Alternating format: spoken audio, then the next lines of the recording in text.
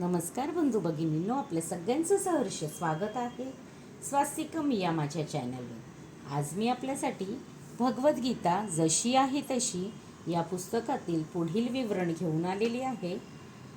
ही भगवद्गीता जशी आहे तशी हे श्रीमद AC भक्ती वेदांत स्वामी प्रभुपाद संस्थापकाचार्य आंतरराष्ट्रीय कृष्ण भावनामृत संघ यांच्याद्वारे रचना केलेली घेऊन आलेली आहे. तरी आपण सगळ्यांनी श्रवण करावं. आपला जो धडा सुरू आहे तो आहे ज्ञानकर्म संन्यास योग. आणि आपल्याला जर माझे व्हिडिओ खरंच आवडत असतील तर नक्कीच आपण माझ्या चॅनलला सबस्क्राईब करा, माझ्या व्हिडिओला लाईक करा आणि कमेंटमध्ये राधे कृष्ण लिहायला विसरू नका.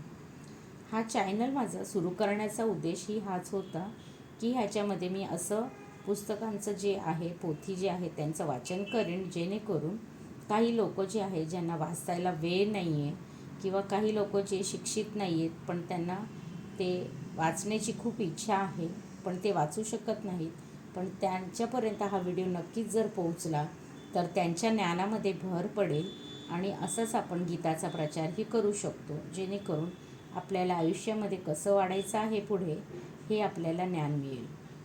तर चला मग सुरुवात करूया. श्री गणेशाय नमः. श्री सरस्वतीभ्यो नमः. श्री भगवान उवाच. बहूनि मे व्यतीतानि जन्मानि तव चार्जुन, तान्यहं वेद सर्वाणि न त्वं वेत्थ परतंप. श्री भगवान म्हणाले, माझे आणि तुझे अनेकानेक जन्म होऊन गेले आहेत हे परंतप मी ते सर्व जन्म आठवू शकतो पण तू आठवू शकत नाहीस. तात्पर्य, ब्रह्मसंहितेमध्ये आपल्याला भगवंतांचे अनेक अवतारांनी माहिती मिळते. त्या ठिकाणी सांगण्यात आले आहे की अद्वैतम च ते मनादी मनंतरम रूपमाद्यम पुराण पुरुषम नवयवम च वेदशु दुर्लभात्मात्मभक्तौ गोविंदामा पुरुषम तमहम भजामी.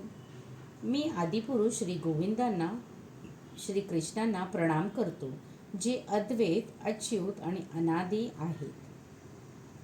जरी ते अनंत रूपामध्ये विस्तारित झाले असले तरीही तेच पुरातन, आद्यपुरुष आणि नित्य नवयौवन संपन्न आहेत. भगवंतांनी अशी सच्चिदानंद रूपे श्रेष्ठ वैदिक विद्वान जाणतात, पण विशुद्ध अनन्य भक्तांना त्यांचे नेहमी दर्शन होते. ब्रह्मसंहितेमध्ये असेही सांगितले आहे की रामादी मूर्तेषु कलानियमन तिष्ठन नानावतारमकरोद भुवनेषु किंतु कृष्ण हा स्वयं संभवत परमः पुमानयो गोविंदमादि पुरुषम तमहम भजामी. मी आदिपुरुष श्री गोविंदांना श्रीकृष्ण प्रणाम करतो की जे राम, नरसिंह तसेच इतर अंशाद्वारे मध्ये नित्य स्थित असले तरी ते स्वतः मूळ भगवान श्रीकृष्ण म्हणून जाणले जातात व व्यक्तिशः स्वतः अवतार धारण करतात. वेदांमध्येही सांगण्यात आले आहे की भगवंत जरी एकमेव दिव्य असले तरी ते स्वतःला असंख्य रूपामध्ये प्रकट करतात. भगवंत हे वैदुर्य रत्नाप्रमाणे आहेत, कारण वैदुर्य रत्नाचा रंग बदलला तरी त्याचे मूळ स्वरूप कायम राहते. भगवंतांची अनेक विविध रूपे केवळ वेदाध्ययनाने जाणता येत नाहीत, तर त्यांचे विशुद्ध अनन्य भक्तच ती रूपे जाणतात. वेदंशु दुर्लभम मग भक्तो. अर्जुनासारखे भक्त हे भगवंतांचे नित्य पार्षद असतात आणि जेव्हा भगवंत अवतार धारण करतात तेव्हा त्यांची विविध प्रकारे सेवा करण्यास त्यांचे पार्षदही अवतरित होतात. अशा पार्षदांपैकी अर्जुन हा एक पार्षद आहे. आणि या श्लोकावरून कळून येते की काही लाख वर्षापूर्वी जेव्हा भगवान श्रीकृष्णांनी सूर्यदेव विवस्वानाला भगवद्गीता सांगितली तेव्हा अर्जुन ही निराळ्या रूपामध्ये उपस्थित होता. पण भगवंत आणि अर्जुनामधील भेद हाच आहे की भगवंतांना त्या घटनेचे स्मरण होते, तर अर्जुनाला ती घटना स्मरण नव्हती. अंशरूप जीव आणि भगवंत यांच्यामध्ये हाच भेद आहे. अर्जुनाला जरी या ठिकाणी शत्रुदमन करणारा शक्तिशाली वीर किंवा परंतप म्हणून संबोधण्यात आले आहे असले तरी तो आपल्या पूर्वजन्मात घडलेल्या गोष्टी पुन्हा आठवू शकत नाही. म्हणून भौतिकदृष्ट्या जीव कितीही श्रेष्ठ असला तरी तो भगवंतांची बरोबरी करू शकत नाही. जो भगवंतांचा नित्य पार्षद असतो तो निश्चितच मुक्त जीव असतो, पण तरीही तो भगवंतांची बरोबरी करू शकत नाही. ब्रह्मसंहितेमध्ये भगवंतांचे अच्युत म्हणून वर्णन करण्यात आले आहे.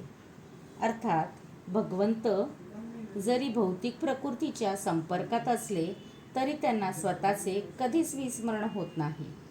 म्हणून जीव अर्जुनाप्रमाणेच मुक्त असला तरी तो सर्व दृष्टीने भगवंतांशी कधीच समान होऊ शकत नाही. अर्जुन जरी भगवंतांचा भक्त असला तरी त्याला कधीकधी भगवंतांच्या स्वरूपाचे विस्मरण होते. पण भगवंतांच्या दैवी कृपेने भक्त तात्काळ त्यांच्या अच्युत स्वरूपाला जाणू शकतो.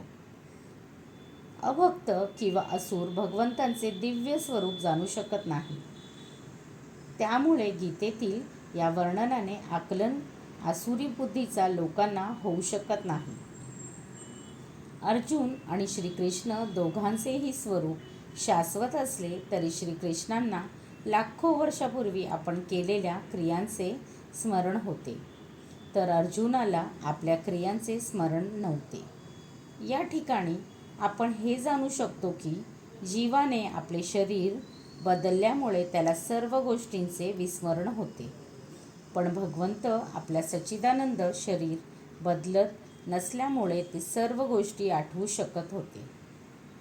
ते अद्वैत आहेत, अर्थात त्यांचे शरीर आणि त्यांचे स्वतःचे स्वरूप यात काहीही भेद नाही. भगवंतांशी संबंधित प्रत्येक गोष्ट आध्यात्मिक आहे, पण बद्ध जीव आणि आपल्या भौतिक देहापासून भिन्न आहे. जेव्हा भगवंत हे भौतिक प्रकृतीमध्ये अवतीर्ण होतात तेव्हासुद्धा त्यांचे शरीर आणि आत्मा अभिन्न असल्याकारणाने त्यांची स्थिती ही साधारण जीवाहून नेहमी भिन्नच असते. भगवंतांचे हे दिव्य स्वरूप असुर जाणू शकत नाही. या दिव्य स्वरूपाचे वर्णन स्वतः भगवंतांनी पुढील श्लोकामध्ये केलेले आहे. अजोपि सन्न व्ययात्मा भूतानामीश्वरोऽपि सन प्रकृती स्वामधिष्ठाय संभवाम्या मायया. मी जरी अजन्मा आहे आणि माझ्या दिव्य शरीराची कधीच नाश होत नाही आणि मी जरी सर्व प्राणीमात्रांचा ईश्वर आहे तरी प्रत्येक युगात मी माझ्या मूळ दिव्य रूपात अवतीर्ण होत असतो. तात्पर्य: भगवंतांनी आपल्या जन्माच्या वैशिष्ट्याबद्दल सांगितले आहे. भगवंत जरी सामान्य मनुष्याप्रमाणे दिसत असले तरी त्यांना आपल्या अनेकानेक गतजन्मातील सर्व गोष्टींचे स्मृती असते, तर सामान्य मनुष्याला आपण काही तासांपूर्वी काय केले याचेही स्मरण होऊ शकत नाही.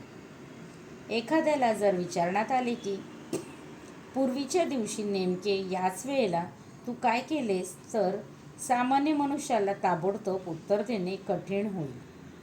पूर्वीच्या दिवशी याच वेळेस आपण नेमके काय करीत होतो हे आठवण्यासाठी त्याला नक्कीच आपल्याला स्मृतीला बराच ताण द्यावा लागेल, आणि तरीही मनुष्य वारंवार आपण परमेश्वर किंवा श्रीकृष्ण आहोत असे म्हणायचे धाडस करतो. मनुष्याने अशा खोट्या दाव्यांना फसून जाऊ नये. त्यानंतर भगवंत आपल्या प्रकृतीचे अर्थात आपल्या रूपाचे वर्णन करतात. प्रकृती म्हणजे स्वभाव आणि स्वरूपही होय. भगवंत सांगतात की ते आपल्या स्वतःच्या देहात अवतीर्ण होतात. ज्याप्रमाणे सामान्य जीव एका देहानंतर दुसरा देह बदलतो राहतो, त्याप्रमाणे भगवंत आपले शरीर बदलत नाही. बद्ध जीवाला वर्तमान जन्मामध्ये एका प्रकारचे शरीर असते. पण पुढील जन्मात त्याला निराळ्या प्रकारचा देह असतो. भौतिक जगतात जीवाचे ठराविक शरीर नसते, तर जीव हा एक शरीरातून दुसऱ्या शरीरात स्थानांतर करतो. परंतु भगवंत असे देहांतर करीत नाहीत. जेव्हा ते अवतीर्ण होतात तेव्हा ते आपल्या अंतरंग शक्तीद्वारे मूळ देहामध्ये अवतीर्ण होतात. दुसऱ्या शब्दात सांगायचे तर या भौतिक जगतात श्रीकृष्ण द्विभुज वेणुधारी मूळ शाश्वत रूपात अवतीर्त होतात. ते भौतिक जगाने दूषित न होता आपल्या मूळ शाश्वत रूपातच अवतीर्त होतात. ते जरी आपल्या दिव्य देहाने अवतीर्त होत असले व पूर्ण ब्रह्मांडांचे स्वामी असले तरी ते एखाद्या साधारण जीवाप्रमाणे जन्म घेत असल्याचे दिसते. आणि जरी त्यांचे शरीर भौतिक शरीराप्रमाणे विनाशी नसले तरी भगवान श्रीकृष्ण बाल्यावस्थेत कौमार्य अवस्थेमध्ये आणि कौमार्य अवस्थेमधून तारुण्य अवस्थेमध्ये वाढत असल्याचे दिसून येते. पण आश्चर्य म्हणजे तारुण्य अवस्थेपुढे त्यांची कधीच वाढ होत नाही. कुरुक्षेत्राच्या युद्धाच्या वेळी श्रीकृष्णांना घरी पुष्कळ नातवंडे होती, किंवा दुसऱ्या शब्दात सांगायचे तर भौतिकदृष्ट्या त्यांचे बरेच वय झाले होते. तरीही ते 20 किंवा 25 तरुणाप्रमाणे दिसत होते. आपल्याला श्रीकृष्णाच्या वृद्धावस्थेतील चित्र कधीच आढळत नाही, कारण ते आपल्याप्रमाणे कधीच वृद्ध होत नाहीत. वास्तविकपणे भूत, वर्तमान, भविष्य या तिन्ही काळातील अखिल सृष्टीत भगवान पुराण पुरुष आहेत. त्यांचे शरीर किंवा बुद्धी कधीच बदलत नाही किंवा नाशही पावत नाही. म्हणून भगवंत भौतिक जगतात किंवा बुद्धी कधीच बदलत असले तरी हे स्पष्ट आहे की ते अजन्मा सच्चिदानंद आहेत आणि त्यांचे दिव्य शरीर बुद्धी कधीच बदलत नाही. वास्तविकपणे त्यांचा अविर्भाव आणि तिरोभाव हा सूर्याचा उदय, आपल्यासमोर होणारे गमन आणि आपल्या दृष्टीपासून होणाऱ्या अस्ताप्रमाणे आहे. सूर्य दृष्टीआड झाल्यावर आपल्याला वाटते की सूर्यास्त झाला, आणि जेव्हा सूर्य आपल्या डोळ्यासमोर असतो तेव्हा तो आपल्याला क्षितिजावर असल्याचे वाटते. वास्तविकपणे सूर्य नेहमी एकाच ठिकाणी स्थित असतो, पण आपल्या सदोष आणि अपूर्ण इंद्रियांमुळे आपण सूर्याच्या उदयाची आणि अस्ताची कल्पना करतो. आणि भगवान श्रीकृष्णाचा आविर्भाव आणि तिरोभाव हा सामान्य जीवाहून पूर्णपणे भिन्न असल्याकारणाने हे सिद्ध होते की ते आपल्या अंतरंग शक्तीमुळे सच्चिदानंद आहे आणि भौतिक प्रकृतीमुळे ते कधीच प्रभावित होत नाही. वेदही निश्चितपणे पुष्टी देतात की पुरुषोत्तम श्री भगवान हे अजन्मा आहे, तरीही ते अनेकविध रूपांमध्ये प्रकट होण्यासाठी अवतरित होतात. वैदिक परिशिष्ट साहित्यही निश्चितपणे सांगण्यात आले आहे की भगवंत जरी जन्म घेताना दिसले तरी त्यांच्या शरीरात बदल होत नाही. श्रीमद भागवतात ते आपल्या मातेसमोर षडशर्व्यपूर्ण चतुर्भुज नारायण म्हणून अवतीर्त होतात. भगवंतांचे मूळ रूपात अवतीर्ण होणे म्हणजे त्यांची जीवांवरील अहेतुकीची कृपाच होय. यामुळे जीव निर्वेशवादी लोकांना चुकीचे वाटणाऱ्या मानसिक तर्कवितर्क किंवा कल्पनेवर आधारित रूपावर ध्यान न करता भगवंतांच्या मूळ रूपावर ध्यान करू शकतो. विश्वकोश शब्दकोशानुसार माया किंवा आत्ममाया हा शब्द भगवंतांच्या अहेतुकी कृपेला उद्देशून संबोधण्यात आला आहे. भगवंतांना आपल्या सर्व पूर्व आविर्भाव आणि तिरोभावाचे ज्ञान आहे, पण सामान्य जीवाला जेव्हा दुसरे शरीर प्राप्त होते तेव्हा त्याला आपल्या पूर्व शरीराच्या बद्दल सर्व गोष्टींचे विस्मरण होते. भगवंत सर्व जीवांचे स्वामी आहेत, कारण ते जेव्हा या भूतलावर असतात तेव्हा ते आश्चर्यजनक आणि असामान्य लीला करतात. म्हणून भगवंत हेच परमसत्य आहेत आणि त्यांचे रूप आणि आत्मा किंवा त्यांचे गुण आणि शरीर यामध्ये काहीही भेद नाही. या ठिकाणी असा प्रश्न उद्भवू शकतो की भगवंत आविर्भूत आणि तिरोभूत का होतात याचे विवेचन पुढील श्लोकात करण्यात आले आहे. श्रीकृष्णपर्णमस्तु. शुभं भवतु, शुभं भवतु, शुभं भवतु. हरे कृष्ण कृष्ण कृष्ण हरे हरे, हरे राम राम राम हरे हरे. राधे कृष्ण राधे कृष्ण राधे कृष्ण राधे कृष्ण. श्रीकृष्णपर्णमस्तु. शुभं भवतु, शुभं भवतु, शुभं भवतु.